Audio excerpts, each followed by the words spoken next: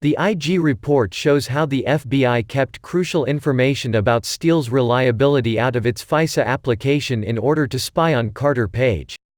The mainstream media is anxious, desperate, even, to claim that the report issued Monday from Department of Justice Inspector General Michael Horowitz dispels once and for all the conservative conspiracy theories about the FBI's investigation of the Trump campaign ahead of the 2016 election.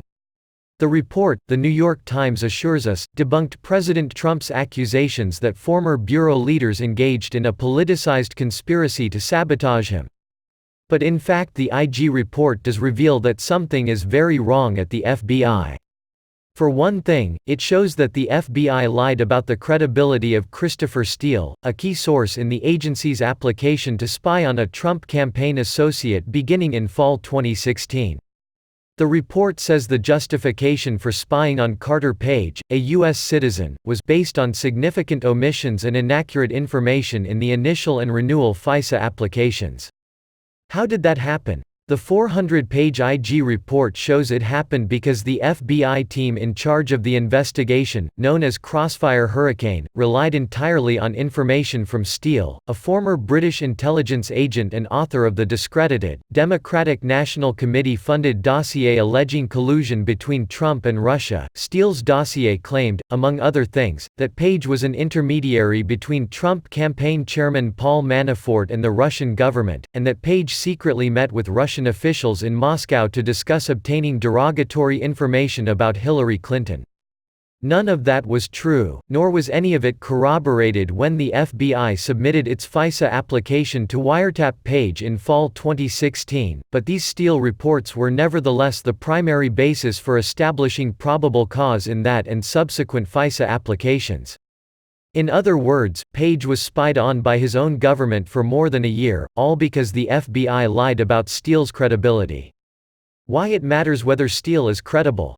Given the lack of corroboration of the assertions in the Steele dossier, the IG report states that it was particularly important for the FISA applications to articulate the FBI's knowledge of Steele's background and its assessment of his reliability. But rather than articulating its knowledge of Steele's reliability, the FBI lied about it, saying Steele's prior reporting had been corroborated and used in criminal proceedings. According to the IG report, the FBI overstated the significance of past reporting from Steele, who had been a paid FBI informant since 2013.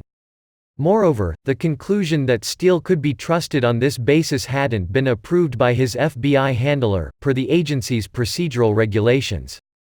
Not only that, but the FBI omitted crucial information about the reliability of one of Steele's key Russian sources, whom Steele himself had warned the FBI was a boaster who may engage in some embellishment.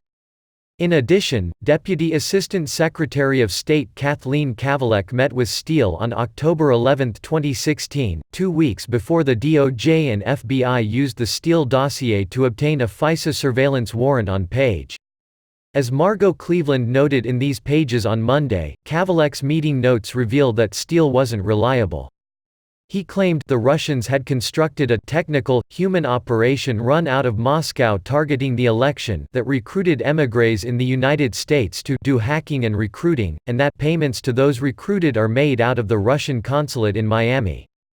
Kavalek's notes corrected Steele's statement. It is important to note that there is no Russian consulate in Miami. The upshot of all this is that the Crossfire Hurricane team at the FBI presented Steele as a reliable source in order to obtain a warrant to wiretap Page, even though there was ample reason to doubt that he was at all reliable or trustworthy. Was Steele a confidential FBI informant or not? One issue raised in the report that speaks directly to Steele's credibility is confusion over his relationship with the FBI. According to his FBI handler, Steele was enrolled as a confidential human source, or CHS, in the fall of 2013. Yet Steele denies that he was ever a confidential human source, and told the IG's office that he was barred from being a clandestine source because of his previous intelligence work for another country. But this doesn't add up. According to the report, Steele said he never recalls being told by the FBI that he was a confidential human source and that he would never accept such an arrangement, despite the fact that he signed FBI admonishment and payment paperwork indicating that he was an FBI confidential human source. Moreover, his FBI handler says Steele never told him he was barred from being a CHS, and that he expressly informed Steele that he was a confidential human source. The clearest indication that Steele knew he was a confidential human source, despite his denials, is that he signed annual written acknowledgments of the FBI's confidential human source rules, and he accepted a total of $95,000 from the FBI. Every time he was paid, he signed paperwork using his CHS codename.